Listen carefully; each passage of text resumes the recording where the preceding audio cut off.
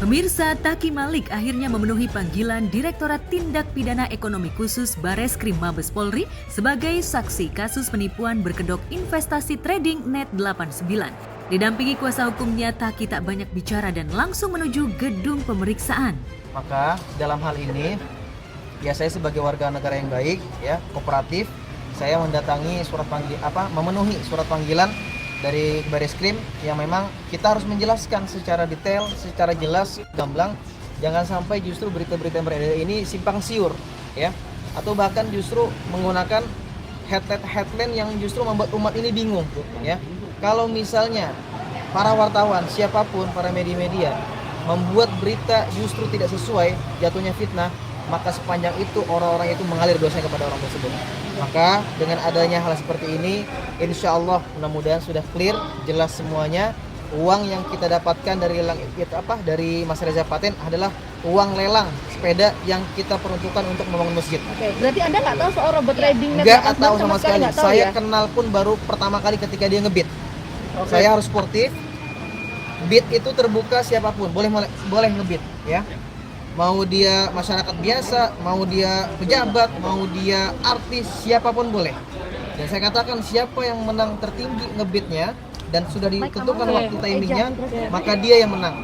Waktu itu yang menang yang tertinggi adalah Mas Reza Paten. Poin penting itu seperti yang disampaikan dari awal, uangnya dikemanakan. Tadi sudah dijawab sama Prof. Halim bahwa uangnya dipergunakan untuk kepentingan pembangunan Yayasan Masjid Malikal Mulki yang berada di Kota Bogor. Dan itu sudah selesai semua pembangunannya. Jadi tidak ada kewajiban dari Mas Taki Malik, Mas Ustadz untuk mengembalikan uang itu. Karena diperuntukannya jelas untuk kemaslahatan umat. Nilainya 700 juta rupiah? 777.777.770 rupiah. Oke. Pemeriksaan Taki sebagai buntut dari deretan nama artis yang dilaporkan oleh korban dari aplikasi Net89. Sebelumnya, Atta Halilintar, Kevin Aprilio, Adri Prakarsa. Atta dan Taki diduga menikmati uang dari Reza Paten, founder Net89 dalam kegiatan lelang jika Atta diduga menerima dana pada saat lelang bandana senilai 2,2 miliar rupiah. Sedangkan Taki diduga menerima dana hasil lelang sepeda dengan nilai 700 juta rupiah. Makanya sebenarnya banyak orang bilang katanya, ngapain sih beli headband segitu? Salah besar. Berarti orang tersebut belum bisa melihat nilai value dari headband ini. Gitu ya Mas. Iya juga sih. Saya terima ya Mas.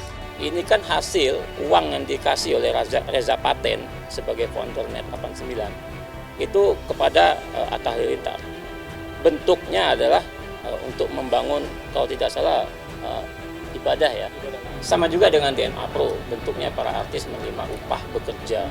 Tapi kan hasil yang dia dapatkan itu dari uang kejahatan. Makanya penting undang-undang TPPU itu untuk diterapkan di dalam perkara ini. Semoga untuk bisa menggali semua kerugian itu dan mengembalikan biaya. Awalnya kaget beritanya gitu, tapi pas saya jelasin begini, oh mereka santai karena mereka tahu saya nggak melakukan itu. Saya nggak ibaratnya saya juga nggak terima uang gitu loh di sini, jadi ya mereka ngerti aman. Dan sebenarnya kalau dibilang pembelajaran sangat pembelajaran, tapi dibilang apakah saya bodoh, sebenarnya di sini ada konon kata ada 100.000 member lebih. Nah itu kan apakah semuanya bodoh kan nggak juga. Jadi ini memang ya bisa dibilang the greatest scam lah yang pernah terjadi di salah satu ya, maksudnya yang pernah terjadi di negara ini. Baru ini kalau dibikinin serial Netflix atau serial streaming gitu laku juga kali ya. Tak hanya itu, pihak korban Net89 juga menyeret motivator Mario Teguh dalam pelaporannya. Mario Teguh diduga berperan sebagai leader atau endorse dan founder Billions Group Net89. Akibatnya Mario yang juga sempat mangkir, akhirnya memenuhi panggilan Bareskrim Polri.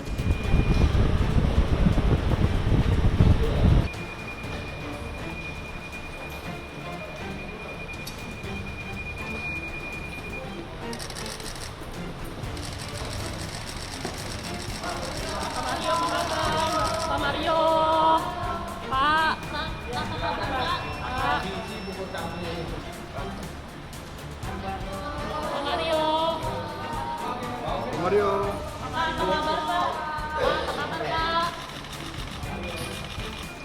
Ada rasa butuh nggak sih Pak menjalani pemeriksaan ini Pak Mario? Enggak dong. Enggak ya Bu ya?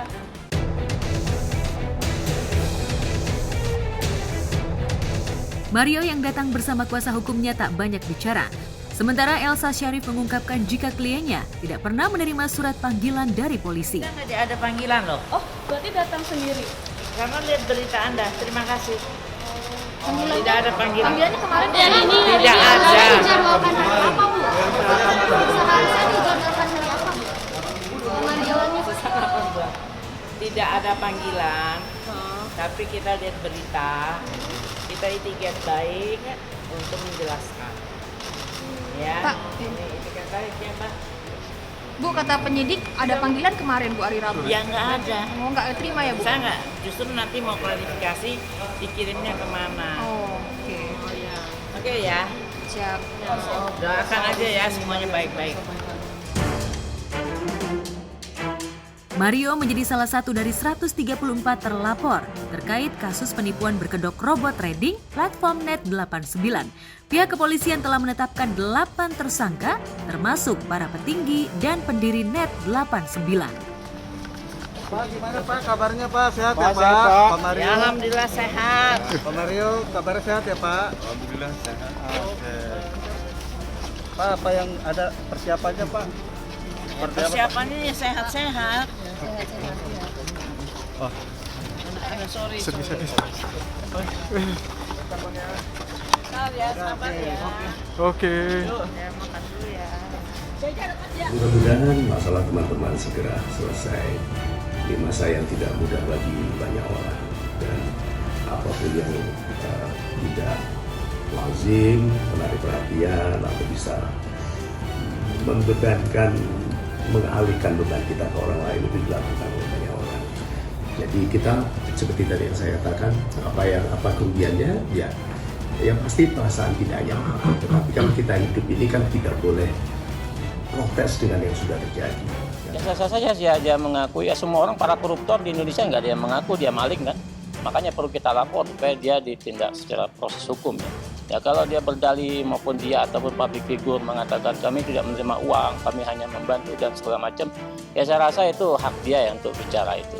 Tapi bagaimanapun juga nanti ya proses hukum yang akan menentukan apakah dia terlibat atau tidak ya.